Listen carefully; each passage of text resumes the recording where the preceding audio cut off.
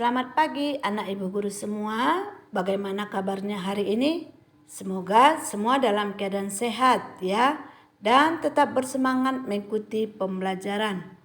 Anak-anak, pembelajaran hari ini akan kita mulai kembali pada tema 3, subtema 3, perubahan wujud benda, muatan pelajaran bahasa Indonesia. Nah, mari kita mulai belajar dan perhatikan bukumu tema 3 halaman 119. Anak-anak ibu semua, pada pembelajaran sebelumnya kalian telah mengenal wujud benda ya, yaitu ada wujud benda padat, cair, dan benda gas. Dan kalian juga telah mengetahui sifat-sifat benda tersebut, bukan? Ya, sudah dipahami anak ya. Nah, sekarang apa yang terjadi jika benda tersebut dipanaskan, didinginkan, dan diletakkan di udara terbuka? Apakah benda-benda itu mengalami perubahan? Nah, untuk itu anak-anak ibu semua, benda tersebut dapat mengalami perubahan wujud ya, jika benda dipanaskan, didinginkan, dan diletakkan di udara terbuka. Maka perubahan wujud apa sajakah yang terjadi? Nah, perubahan wujud benda di alam adalah tanda kebesaran Tuhan. Sekarang marilah pelajari perubahan wujud di sekitar kita ya. Anak-anak, perubahan wujud zat secara fisika digolongkan menjadi 6 peristiwa. Antara lain sebagai berikut. Yang pertama, mencair. Yang kedua, membeku. Yang ketiga, menguap. Yang keempat, mengembun. Kelima, menyublim. Dan yang keenam adalah mengkristal. Nah, yang pertama adalah mencair. Mencair adalah peristiwa perubahan wujud dari padat menjadi cair. Nah, dalam peristiwa ini memerlukan energi panas. Maka contoh peristiwa mencair yaitu misalnya es krim yang merupakan benda padat. Apabila didiamkan beberapa saat, es krim akan berubah menjadi cair ya. Kemudian es batu yang diletakkan di luar kulkas, lama kelamaan es tersebut akan berubah menjadi air. Begitu ya. Nah, selanjutnya peristiwa kedua yaitu membeku. Membeku adalah peristiwa perubahan wujud dari cair menjadi padat ya. Nah, contoh peristiwa membeku yaitu misalnya air yang dimasukkan ke dalam freezer akan menjadi es batu. Begitu ya. Kemudian pembuatan gula Jawa yang ketika panas berbentuk cair, namun ketika dingin akan berubah menjadi bentuk padat. Nah, misalnya berikutnya agar-agar yang semula cair kemudian akan mengeras saat suhu mulai turun ataupun mulai dingin. Begitu ya.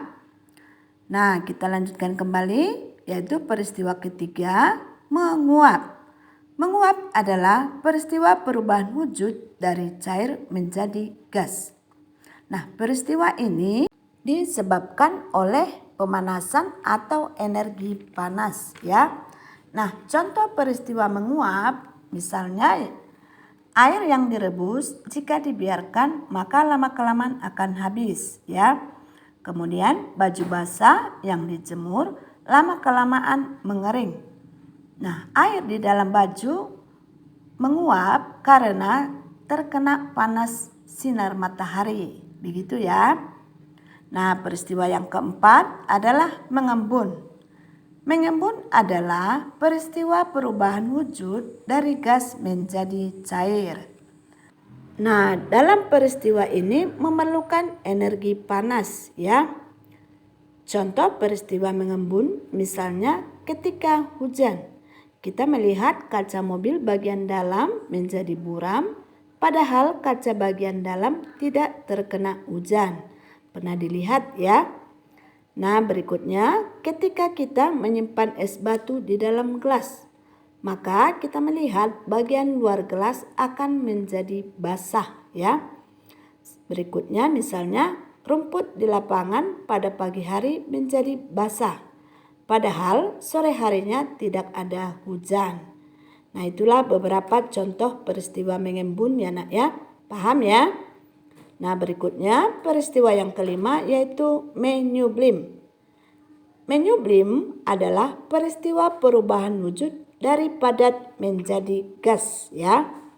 Contoh peristiwa menyublim misalnya kapur barus yang diletakkan di lemari lama-kelamaan akan habis. Kemudian es krim yang dibiarkan di tempat terbuka akan habis menjadi gas. Begitu nak ya. Selanjutnya peristiwa yang keenam adalah mengkristal. Mengkristal adalah peristiwa perubahan wujud dari gas menjadi padat ya.